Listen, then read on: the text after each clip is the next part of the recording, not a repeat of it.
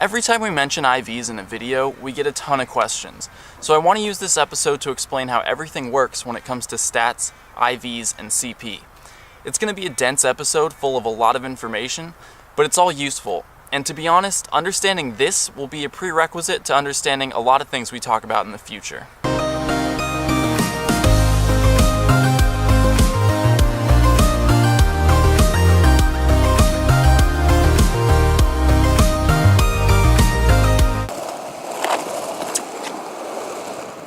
We've explained different parts of this information in previous videos, but I wanted to have one video that completely explains everything so we could point to it as a starting point for understanding advanced strategies and mechanics in Pokemon Go.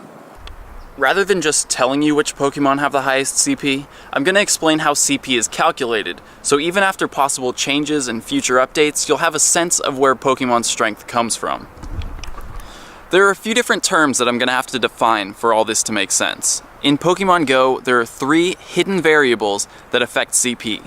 They are base stats, individual values or IVs, and level. Let's start with level. In Pokemon Go, each Pokemon has a hidden level, and the two visible indications of that level are the current position of its CP arc and the amount of Stardust required to power it up. Starting at level 1, each time you power a Pokemon up, it gains half a level. Take a look at your starter Pokemon if you still have it. If you haven't powered it up, it should still be level 1. The dot on its CP arc will be all the way to the left, and it should cost 200 Stardust to power up. As you power up a Pokemon, you'll notice that the dot on its CP arc moves farther to the right. This indicates that a Pokemon's level is increasing. After you've powered it up 4 times, the Stardust cost to power it up again will increase. At this point, the Pokemon has gained 2 levels. Remember, each time you power it up, it gains half a level. The only way to know your Pokemon's exact level is to power it up until the Stardust cost changes. At this point, you're at the lowest possible level of that Stardust cost range. You can use the chart in the description to find the level ranges for each Stardust cost. But to be honest, you won't ever need to know the exact level of your Pokemon. You've probably noticed that if you max out a Pokemon's CP, its position on the arc appears to go down when you level up.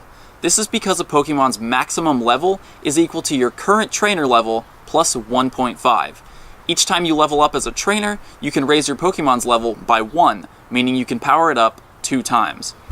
Out of all that, the most important thing to know is that each Pokemon has a level, and it increases every time you power it up.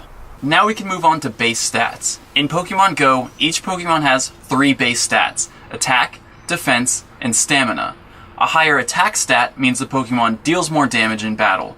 A higher defense stat means the Pokemon receives less damage, and a higher stamina stat means the Pokemon will have higher HP. Let's compare a couple Pokemon as examples.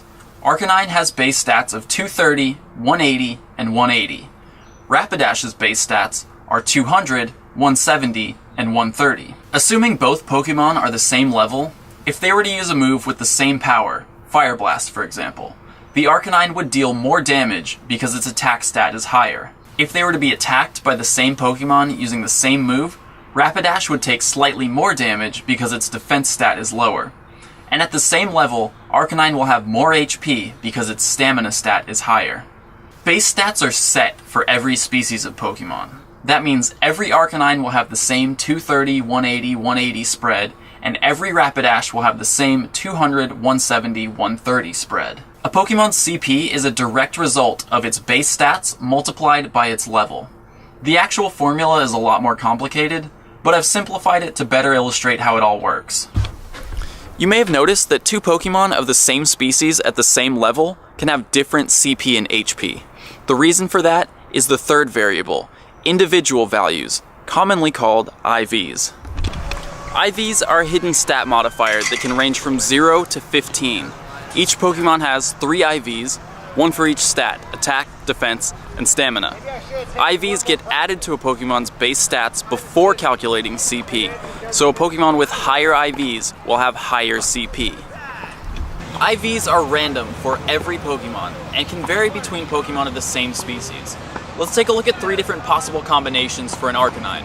The first one has a value of 0 for each stat. The second has a value of 7, and the third has a value of 15 for all of its IVs. The Arcanine with 7 for its IVs represents the average Arcanine. The two with 15 and 0 represent the best and worst possible Arcanines.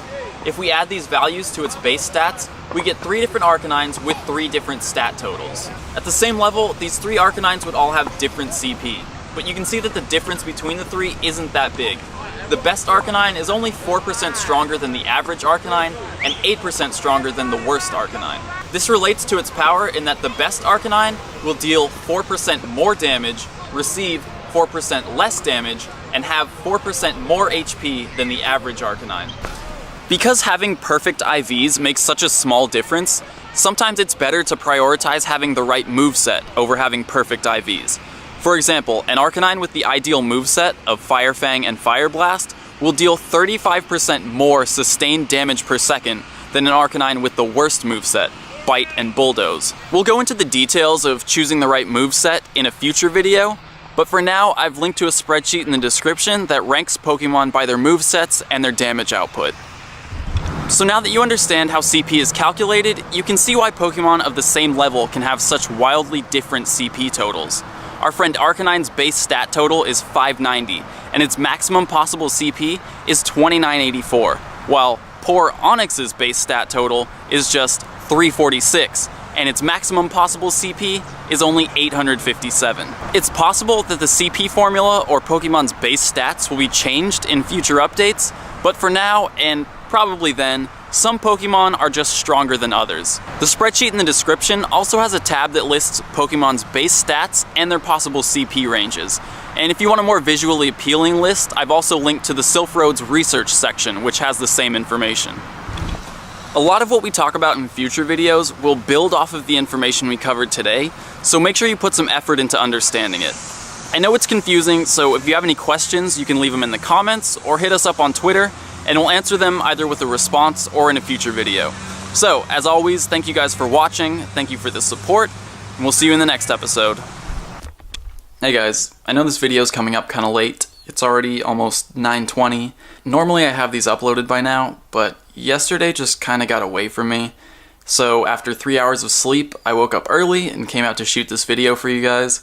I'm gonna start editing now and hopefully get it uploaded soon, so I can take a nap and then go out and shoot another episode for tomorrow. And also I just want to say thank you for the amazing response to yesterday's video. I was a little worried, I didn't know how it was going to be received, but you guys were so overwhelmingly positive, and that's a really beautiful thing to see. So thank you so much for that. I'm glad I could inspire some of you to go visit your grandparents or maybe some lost loved ones. So again, just thank you so much for that. See you guys soon. As you guys might know, most cemeteries are Pokestop hotspots, so it can be really tempting to come in here and just farm Pokestops all day, but I just want to stress that you guys really need to be respectful. This is kind of a special place for some people, so, you know, be courteous, be sensible, be respectful, don't walk over tombstones. I thought that was kind of just common sense, but you'd be surprised. So there are a lot of Pokestops, but there's also a lot of other stuff going on here. So that's the reason we brought the flowers, is that besides just stocking up on items and eggs, we're also here to pay some respects to people. It's nice to give yourself a reason to be there, other than just to play the game.